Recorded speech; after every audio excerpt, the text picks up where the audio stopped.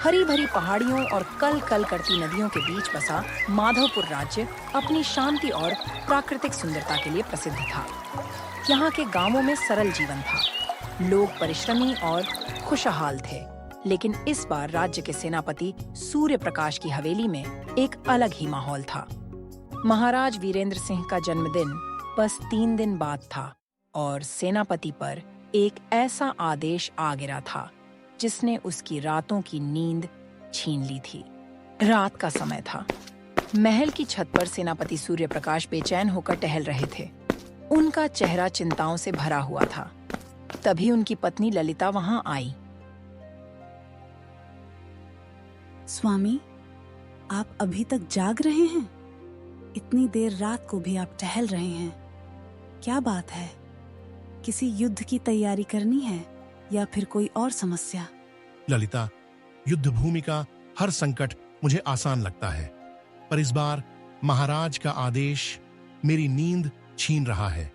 उन्होंने कहा है कि इस जन्मदिन पर उन्हें न रत्न चाहिए न तलवार, बल्कि उन्हें चाहिए एक जीवित चित्र, एक ऐसा चित्र जिसे देखकर आत्मा तक आनंद पा सके। बताओ, मैं कहां से ढूंढूं ऐसा चित्रकार? स्वामी, चिंता मत कीजिए, ईश्वर पर भरोसा रखिए।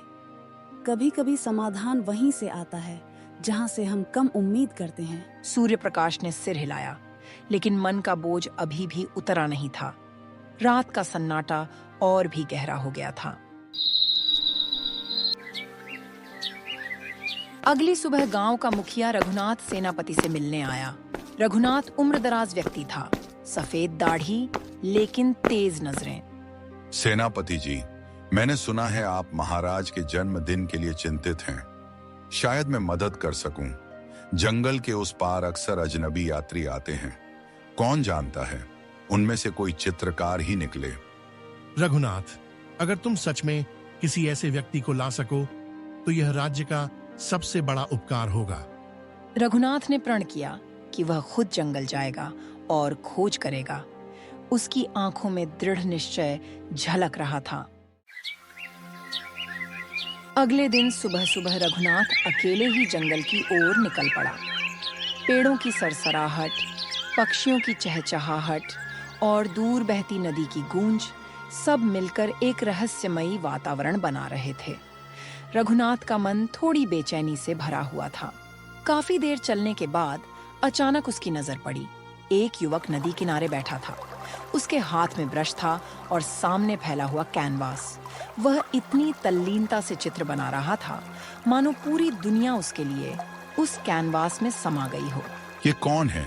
ऐसा लग रहा है जैसे चित्र में जान डाल रहा हो। वह युवक था विहान। उसकी आंखों में अजीब सी चमक थी। उसके ब्रश के हर स्ट्रोक से कैनवास पर बनी आकृति और जीवंत होती जा रही थी। रघुनाथ धीरे धीरे पास गया। बेटा, तुम्हारा नाम क्या है? और ये जो चित्र बना रहे हो, इसे देखकर तो लगता है मानो अभी बोल उठेगा। मेरा नाम विहान है। मैं साधारण चित्रकार नहीं हूं। मेरे चित्रों में रूप ही नहीं, आत्मा भी उतरती है। लेकिन याद रखना, मेरे चित्र साधारण नहीं होते। उनमें हमेशा छिपा रहता है रहस्य और भविष्य।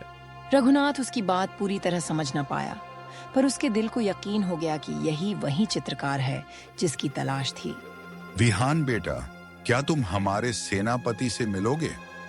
महाराज का जन्मदिन आने वाला है और तुम्हारी कला उनकी इच्छा पूरी कर सकती है। अगर नियति ने बुलाया है तो अवश्य जाऊंगा। रघुनाथ विहान को साथ लेकर महल लौटा। वहां सेनापति सूर्य प्रकाश और उनकी पत्नी ललिता चिंतित बैठे थे। जैसे ही उन्होंने विहान को देखा, उनके दिल में थोड़ी उम्मीद जगी। तो तुम ही हो चित्रकार? क्या तुम सच में ऐसा चित्र बना सकते हो जो जीवित लगे? आज आप देख लीजिए, लेकिन याद रखिए, मेरा हर चित्र सिर्फ रूप नहीं दिखाता, बल्कि छुपा हुआ सत्य भी उजागर करता है। विहान ने कैनवास लिया और चित्र बनाना शुरू किया। कमरे में सन्नाटा छा गया। ब्रश के हर स्ट्रोक के साथ रंग जैसे जीवित होते गए। घंटों की मेहनत के बाद जब चित्र पूरा हुआ, सबकी सांसें थम गईं। चित्र में एक स्त्री थी। उसकी आंखें गहरी और रहस्यमयी, चेहरे पर हल्की मुस्कान और बाल हवा में लहराते हुए जैसे अभी अभी जीवन से भर गए हों। ये तो चमत्कार है। महाराज को यह उपहार अब तक का सबसे अद्वितीय लगेगा। सेनापति, याद रखना, यह चित्र सिर्फ सुंदरता नहीं है, इसमें छिपा है श्राप और भविष्य। उसके शब्द सुनकर कमरे में सन्नाटा और गहरा हो गया। किसी को समझ नहीं आया कि वह क्या कहना चाहता था, लेकिन यही चित्र आगे चलकर पूरे राज्य की किस्मत बदलने वाला था। माधवपुर के राजमहल में उत्सव की तैयारी जोरों पर थी। महाराज वीरेंद्र सिंह का जन्मदिन आने ही वाला था। पूरा महल फूलों, दीपों और रंग बिरंगी सजावट से जगमगा रहा था। सेनापति सूर्य प्रकाश अपने कर्तव्य पर गर्व महसूस कर रहे थे, क्योंकि उन्होंने वह अनोखा चित्र ढूंढ लिया था जो महाराज की इच्छा पूरी करने वाला था। लेकिन उन्हें नहीं पता था कि यह चित्र राज्य में खुशियां नहीं बल्कि तूफान लेकर आएगा। उसी दिन दरबार में महाराज बैठे थे। गहनों से जड़ा सिंहासन, चारों ओर मंत्री और सैनिक, और बीचों बीच बैठा उनका तेजस्वी व्यक्तित्व। सूर्य प्रकाश ने आगे बढ़कर झुककर प्रणाम किया और फिर उस चित्र को महाराज के सामने प्रस्तुत किया। महाराज, यह वह चित्र है जो मैंने आपके जन्मदिन के लिए तैयार करवाया है। मुझे विश्वास है यह आपके हृदय को प्रसन्न करेगा। महाराज ने जैसे ही चित्र पर नजर डाली, उनकी आंखें ठहर गईं। पूरा दरबार चुप हो गया। ऐसा चित्र मैंने अपने जीवन में कभी नहीं देखा। इस स्त्री की आंखों में जैसे कोई बोलता हुआ सागर हो, मानो यह चित्र जीवित है। सभी दरबारी महाराज की बात सुनकर उत्सुक हो उठे। वे आगे बढ़े और चित्र को ध्यान से देखने लगे। महाराज सही कह रहे हैं, ये चित्र तो किसी जादू से कम नहीं। इसके चेहरे की मुस्कान जैसे अभी बदल जाएगी। महल में तालियों की गड़गड़ाहट गूंज उठी। सभी ने सेनापति सूर्य प्रकाश की प्रशंसा की। लेकिन तभी विहान, चित्रकार, आगे आया। महाराज, कृपया मेरी एक बात ध्यान से सुन लीजिए। ये चित्र साधारण नहीं है। इसमें छिपा है रहस्य और भविष्य। ये सिर्फ सुंदरता नहीं दिखाता, बल्कि सच्चाई भी प्रकट करता है, और हर सच्चाई सुखद नहीं होती। उसके शब्दों से पूरा दरबार सन्न रह गया। महाराज ने भौहें चढ़ाईं। तुम्हारा क्या मतलब है चित्रकार? क्या यह चित्र मेरे लिए कोई अपशकुन है? महाराज, मैंने बस चेतावनी दी है। बाकी भविष्य तो खुद सामने आता है। समय आने पर यह चित्र अपनी असली बात कहेगा। विहान की बातें दरबारियों को अजीब लगीं, पर महाराज चित्र की सुंदरता में खोए हुए उसकी चेतावनी को हल्के में ले बैठे। चाहे रहस्य हो या भविष्य, यह चित्र मुझे प्रसन्न कर रहा है, और यही मेरे जन्मदिन का सबसे बड़ा उपहार है। सभी ने खुशी जताई। लेकिन उसी रात चित्र ने अपनी असली शक्ति दिखानी शुरू कर दी। रात गहरी हो चुकी थी। महल के गलियारों में दियों की लौ धीमी हो रही थी।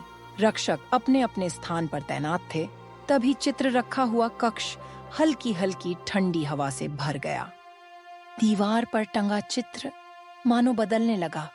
उस स्त्री की आंखें अचानक झपकीं। उसकी मुस्कान हल्की सी भयावह हो गई और उसके होठों से धीमी आवाज गूंज उठी। जिसने भी मुझे जगाया है, उसे श्राप भुगतना होगा। पहला प्रहरी यह आवाज सुनकर डर गया।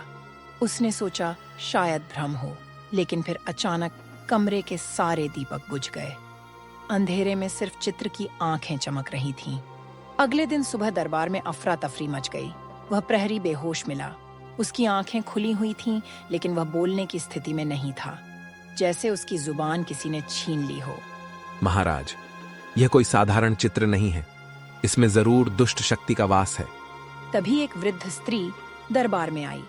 वह थी गौरी दादी, जो वर्षों से महल की विदुषी और ज्योतिषी थी। उसकी आंखों में अनुभव और रहस्य झलकता था। महाराज, यह चित्र सामान्य नहीं है। इसमें एक स्त्री आत्मा कैद है, और आत्माएं बिना कारण कैद नहीं होती। हो सकता है यह किसी पुरानी घटना का श्राप हो। श्राप? लेकिन सेनापति, तुमने तो इसे सिर्फ एक चित्रकार से बनवाया था। जी महाराज, मैंने तो बस अपनी ड्यूटी निभाई। रघुनाथ इसे जंगल से लेकर आए थे। मैं खुद भी नहीं जानता था कि इसमें इतना रहस्य छिपा है। महाराज के चेहरे पर गुस्सा और चिंता दोनों साफ झलक रहे थे। उन्होंने विहान की ओर देखा। चित्रकार, सच सच बताओ, तुम कौन हो और यह चित्र तुम्हारे पास कैसे आया? महाराज, मेरा नाम विहान है। मैं साधारण चित्रकार नहीं। मेरे ब्रश में आत्माओं को बांधने की शक्ति है, पर यह शक्ति मुझे वरदान नहीं, श्राप के रूप में मिली है। इस चित्र में जो स्त्री है वह कोई साधारण स्त्री नहीं, बल्कि रुद्रानी है, एक प्राचीन रानी जिसे सदियों पहले छल और विश्वासघात से मारा गया था। मरते वक्त उसने कसम खाई थी, जो भी मुझे कैद करेगा मैं उसकी नींव हिला दूंगी। ये सुनकर पूरा दरबार दहल गया। सभी की आंखों में भय साफ झलक रहा था। महाराज, अगर यह सच है तो यह चित्र इस महल के लिए खतरा है। हमें इसे तुरंत नष्ट कर देना चाहिए। नहीं, इसे जलाया या तोड़ा तो राज्य ही विनाश में डूब जाएगा। श्राप सिर्फ बढ़ेगा, मिटेगा नहीं। अगर मुक्ति चाहिए तो उस आत्मा का सामना करना ही होगा। दरबार में सन्नाटा छा गया।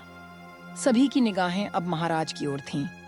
क्या वे इस चित्र को रखेंगे या फिर किसी उपाय की खोज करेंगे? तो सच यही है, यह चित्र ही हमारी परीक्षा बनेगा। सेनापति सूर्य प्रकाश, तुम और यह चित्रकार विहान दोनों मिलकर इसका समाधान खोजो, क्योंकि अगर इसमें आत्मा सच में जाग उठी तो पूरा राज्य अंधकार में डूब जाएगा। सूर्य प्रकाश ने गंभीरता से सिर झुकाया। विहान की आंखों में भी एक रहस्यमय चमक थी। अब खेल शुरू हो चुका था। श्राप ने अपनी पहली चाल चल दी थी। माधवपुर राज्य का महल अब अजीब सी खामोशी से घिर चुका था। दीवारों पर साएं और गलियारों में सरसराती हवाएं किसी तूफान की आहट दे रही थीं। महाराज ने आदेश दिया था कि सेनापति सूर्य प्रकाश और चित्रकार विहान इस रहस्य का समाधान खोजें। गौरी दादी ने उन्हें चेताया था कि इसका उत्तर केवल श्रापित जंगल में मिलेगा। कहा जाता था कि वह जंगल राज्य की सीमा से भी परे है, जहां कोई जाने की हिम्मत नहीं करता, क्योंकि वहां आत्माएं, भ्रम और कठिन परीक्षाएं उनका इंतजार करती थीं। रात ढली और अगली सुबह दोनों यात्रा पर निकल पड़े। सूर्य प्रकाश घोड़े पर सवार थे, कवच में चमकते जैसे कर्तव्य का प्रतीक हो। विहान पैदल चल रहा था। उसके हाथ में ब्रश और रंगों से भरी एक थैली थी। उसके चेहरे पर रहस्यमय शांति थी। विहान, एक बात बताओ, अगर तुम्हें पहले से पता था कि इस चित्र में आत्मा कैद है तो तुमने इसे बनाया ही क्यों? सेनापति, मेरी कला मेरा वरदान भी है और श्राप भी। जब मैं चित्र बनाता हूं तो आत्माएं अनजाने ही उसमें उतर आती हैं। मैं उन्हें रोक नहीं पाता। यह चित्र मैंने नहीं चुना, इस आत्मा ने मुझे चुना। मतलब तुम अपने ही चित्रों पर नियंत्रण नहीं रखते? सही कहा, और यही कारण है कि मैं साधारण चित्रकार नहीं कहलाता, बल्कि एक बांधने वाला हूं, आत्माओं को बांधने और जगाने वाला। यात्रा लंबी और कठिन थी। घने जंगल में घुसते ही सूरज की रोशनी गायब हो गई। ऊंचे पेड़ों की शाखाएं मानो आकाश को ढक रही थीं। चारों ओर से कौवों की आवाजें, जंगली जानवरों की आहट और ठंडी हवाओं ने माहौल को भयावह बना दिया। अचानक एक तोता उनके सामने उड़कर आया, लेकिन यह साधारण तोता नहीं था। उसकी आंखें लाल थीं और आवाज मानवीय। ठहरो यात्री, यह जंगल तुम्हारे लिए नहीं। यहाँ कदम रखने का मतलब है अपने प्राणों को दांव पर लगाना। तू कौन है? मनुष्य है या दैत्य? न मैं मनुष्य न दैत्य, मैं इस जंगल का प्रहरी हूँ। अगर तुम आगे बढ़ना चाहते हो तो मेरी पहेली का उत्तर दो, वरना यहीं से लौट जाओ। सूर्य प्रकाश तलवार संभाले खड़े रहे, पर विहान आगे बढ़ा। पूछो अपनी पहेली। सुबह 4 पैरों पर चलता हूँ, दोपहर 2 पैरों पर और शाम को 3 पैरों पर। बताओ मैं कौन हूँ? सूर्य प्रकाश उलझ गए। उन्होंने तलवार कसकर पकड़ी, पर विहान मुस्कुराया। उत्तर है मनुष्य। बचपन में रेंगता है, जवानी में पैरों पर चलता है और बुढ़ापे में लाठी के सहारे। सही उत्तर। तुम आगे जा सकते हो, लेकिन याद रखना यह तो बस पहली परीक्षा थी। आगे और कठिनाई तुम्हारी प्रतीक्षा कर रही है। तोता यह कहकर अचानक धुएं में बदल गया और गायब हो गया। सूर्य प्रकाश और विहान आगे बढ़े। कुछ दूर जाने पर उन्हें एक विशाल सरोवर मिला। पानी काला था और उसके बीचों बीच एक अजीब सी चमक उठ रही थी, जैसे पानी के भीतर कोई सोया हुआ हो। अचानक सरोवर से एक आकृति उभरी। वह थी सरोवर देवता, नीले शरीर वाला, लंबे बाल और चमकती आंखों वाला प्राणी। कौन है जो मेरी नींद भंग करने आया है? यह सरोवर श्रापित आत्माओं का घर है। अगर उत्तर चाहिए तो पहले अपना साहस सिद्ध करो। मैं माधवपुर का सेनापति सूर्य प्रकाश हूं और यह है चित्रकार विहान। हम अपने राज्य को बचाने के लिए समाधान खोज रहे हैं। हमें बताओ, उस श्रापित चित्र से कैसे मुक्ति मिलेगी? मुक्ति आसान नहीं। तुम्हें 3 परीक्षाएं देनी होंगी, साहस, सत्य और त्याग की। अगर इनमें असफल हुए तो यहीं इस सरोवर में समा जाओगे। सरोवर देवता ने हाथ उठाया और अचानक सरोवर से 3 अलग-अलग मार्ग निकल आए। पहला मार्ग आग से भरा था, दूसरा मार्ग आईनों से और तीसरा मार्ग धुंध से ढका हुआ। साहस का मार्ग आग का दरवाजा, सत्य का मार्ग आईनों की भूल भुलैया और त्याग का मार्ग धुंध का रास्ता। तुम्हें एक एक करके तीनों से गुजरना होगा। परीक्षा 1, साहस। सूर्य प्रकाश ने तलवार निकाली और आग के दरवाजे की ओर बढ़े। लपटें उठ रही थीं, लेकिन उन्होंने पीछे मुड़कर नहीं देखा। आग उन्हें जलाती रही, लेकिन उनका साहस डगमगाया नहीं। आखिरकार वह पार निकल आए। तुमने साहस की परीक्षा पार कर ली। परीक्षा 2, सत्य। अब विहान आईनों की भूल भुलैया में गया। हर आईना उसका चेहरा दिखाता, लेकिन कुछ आईनों में वह राक्षस जैसा दिख रहा था। कुछ में खून से सना हुआ। आवाजें गूंज रही थीं। तुम ही हो जिसने आत्मा को बांधा, तुम ही हो जो श्राप का कारण है, तुम दोषी हो। हाँ, ये सच है, मैं ही कारण हूँ, लेकिन मैं ही इस श्राप को तोड़ूंगा भी। मैं भागूंगा नहीं, अपने सत्य को स्वीकार करता हूँ। जैसे ही उसने यह कहा, सभी आईने टूट गए और मार्ग खुल गया।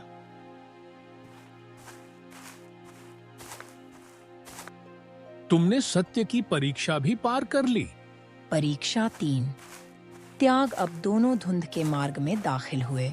वहां एक पुल था और पुल के बीच में एक वृद्ध स्त्री खड़ी थी। उसने कहा, अगर आगे जाना है तो तुम्हें अपना सबसे प्रिय त्यागना होगा। मेरा त्याग मेरा जीवन है। अगर राज्य के लिए मरना पड़े, मैं तैयार हूं। और मेरा त्याग मेरी कला है। अगर आत्माओं को कैद करने का यह श्राप मेरी कला है, तो मैं इसे छोड़ने को तैयार हूं। जैसे ही दोनों ने यह कहा, धुंध हट गई और पुल चमक उठा। तुमने तीनों परीक्षाएं पार कर ली हैं। अब सुनो सत्य।